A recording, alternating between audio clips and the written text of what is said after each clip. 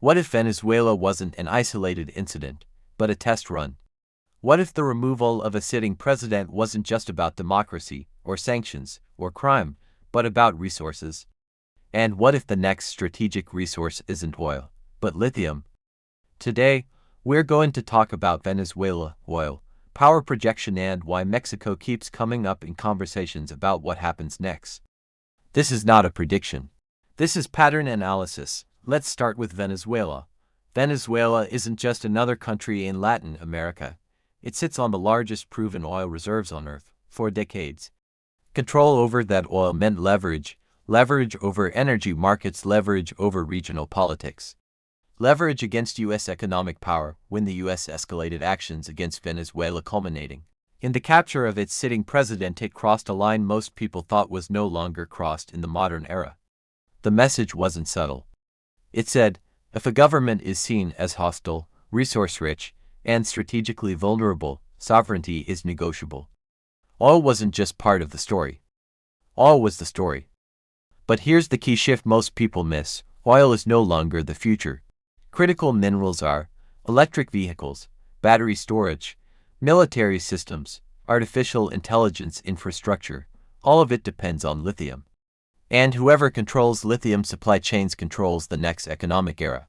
So once you accept that Venezuela was about oil dominance, the next logical question becomes, who controls lithium closest to the United States? Mexico does. Mexico holds one of the largest lithium deposits in North America, and unlike many countries, Mexico did something very specific. It nationalized lithium. That means lithium is controlled by the Mexican state. Foreign companies can't simply buy their way, and access becomes a political negotiation, not a market transaction. Now layer in 3 more facts. 1. Mexico is already under constant pressure from the U.S. on trade, migration, and security. 2. Mexico is deeply integrated into U.S. supply chains, meaning pressure there has global consequences. 3. Lithium is considered a national security resource by the United States. That combination makes Mexico strategically important in a way it wasn't 20 years ago. This is where the argument some analysts are making comes in. It goes like this: if a U.S. administration demonstrates it is willing to bypass international norms, act unilaterally, justify force using national interest, then the threshold for escalation drops. The argument is not that Mexico would be invaded tomorrow. The argument is that coercive leverage, economic destabilization, security pretexts could be used to force compliance on resource access.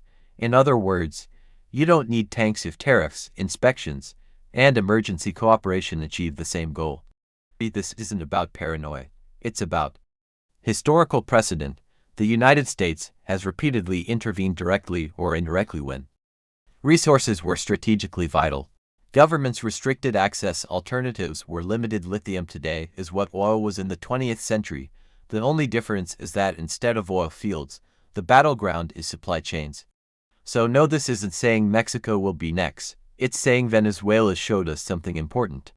When resources are critical, when leverage is high, and when power believes it can act without consequence, sovereignty becomes conditional. Oil was the warning. Lithium may be the future, and Mexico sits right at the center of that equation.